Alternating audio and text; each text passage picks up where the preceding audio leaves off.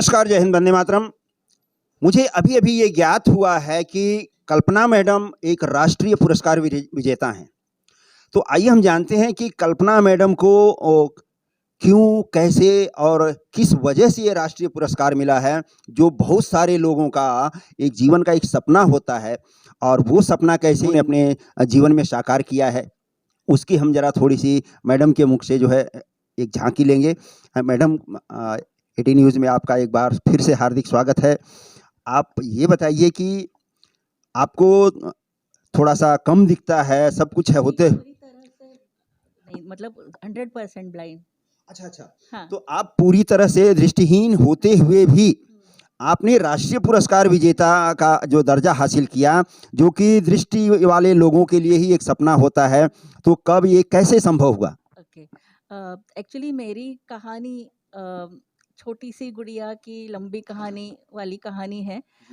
मैं बहुत ही आम परिवार से आती हूँ, मध्यम वर्गीय परिवार से आती हूँ और बचपन से ही जब मेरी दृष्टि कम होने लगी और उसका ये दृष्टि के बाधिता का कोई इलाज उस वक्त भी नहीं था और आज भी नहीं है। हाँ, लेकिन मेरे पिता जो एक पोस्ट एंड टेलीग्राफ डिपार्टमेंट में सरकारी नौकर थे, उन्होंने बहुत बड़ी उड़ान भरी, यू कैन से। और उन्होंने मुझे रशिया लेके गए। हाँ, मतलब यू कैन इमेजिन एक्चुअली कि एक सर्वसामान्य पिता अपने बेटी के लिए, वो भी बेटा होता तो अलग बात है, लेकिन बेटी के लिए इतना कर सकता है, उसका मेरे पिता और माता दोनों उदाहरण हैं। कोई हमारे पास पूंजी नहीं थी, कोई बहुत बड़ी, एक मध्यम वर्गीय परिवार है, बहुत नौकरी बहुत पेशा बहुत हाँ, आदमी। नौकरी पेशा आदमी। और जब हम रशिया गए तो तब पता चला कि वहाँ पे भी मेरे इसका कोई खास इलाज नहीं होने वाला है। हाँ, तो मतलब आप ज़िंदगी में पूरी तरह से निराश हो चुके थे। हाँ, बट निराश मैं कभी हुई नहीं, मतलब क्योंकि मेरे पिता के उत्साही स्वभाव के कारण या उनके जिद्दी स्वभाव के कारण हमें हमेशा उन्होंने लड़ाई का ही शिक्षा दी कि जो भी हमारे सामने चुनौतियां आती हैं, उसको हमें डट के सामना ही करना है। और उनका एक बहुत बड़ा मोटो था कि डेयर टू ड्रीम, सपना देखो। नहीं तो ये अपंग या दिव्यांग जो लोग हैं, वो सपना देखना ही छोड़ देते हैं। और उन्होंने मुझे सपना देखने के लिए हमेशा प्रेरित किया कि तुम्हें, मतलब कि आपकी आँखें ना होते हुए भी उन्होंने आपको आँखें दी अपने विचारों की आँख से। Yes yes. और मैंने कभी भी ये नहीं सोचा कि मैं ये कर नहीं पाऊंगी, तो इसीलिए मैंने एमए पीएचडी सारी मेरी एजुकेशन हो चुकी है। सोमया जैसे कॉलेज में वाइस प्रिंसिपल रह चुकी हूँ। अभी रिटायरमेंट के बाद भी यहाँ पे सेवा देने का मुझे मौका मिला है। तो इसी और मैंने जो है वो दृष्टिबाधित बच्चों के लिए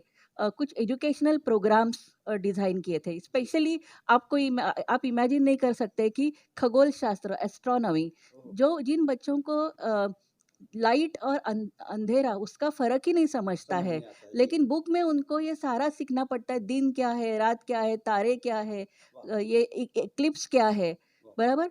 और वो बुक्स जो है वो सर्टेनली उनको उनके लिए सफिशिएंट है ही नहीं, वो ब्लाइंड बच्चों के लिए। जी। तो ऐसे टॉपिक्स अभी तक लेकर, मतलब इस तरह की किताबें प्रकाशित नहीं हुई हैं। नहीं, मतलब जो नॉर्मल किताबें वही ब्रेल में मिलती मिलती है, हैं, जी। लेकिन मैंने पूरे मॉड्यूल्स डेवलप किए कि जिसके कारण ये ब्लाइंड बच्चे even concept of light, concept of magnetism, concept of seasons, ये भी कैसे सीख सकते हैं और एक्टिव लर्निंग के मेथड से कैसे सीख सकते हैं, जी। इसके ऊपर मैंने काफ़ी काम करने का मुझे मौका मिला।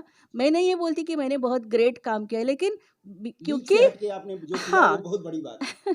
क्योंकि मुझे मुझे ये समस्याएँ आई आई थी जब मैं खुद स्टूडेंट थी कि मुझे नहीं दिखता था चाँद, मुझे नहीं दिखता था जी, तारे। जी, जी। और कैसे फिर ये सारे कॉन्सेप्ट्स है, एक्लिप्स, ग्रहण वगैरह कैसे समझाएँ उनको। जी। तो इसका जो है काफ़ी अच्छा असर उन बच्चों के प्रगति पर पड़ा और शायद इसीलिए मुझे मुझे राष्ट्रपति पुरस्कार के लिए योग्य समझा गया और मुझे नेशनल रोल मॉडल ये अवार्ड राष्ट्रपति प्रणब मुखर्जी के हाथ से प्राप्त हुआ। और मैं इसके लिए सही में बहुत खुद को बहुत सौभाग्यशाली मानती हूँ और मेरे माता-पिता को भी बहुत सौभाग्यशाली आपके मानती हूँ। माता-पिता को एक बार बहुत-बहुत धन्यवाद और आपको इतना ऊँचा हौसला देने के लिए उन्हें मतलब हज़ारों हज़ार प्रणाम एक साथ में।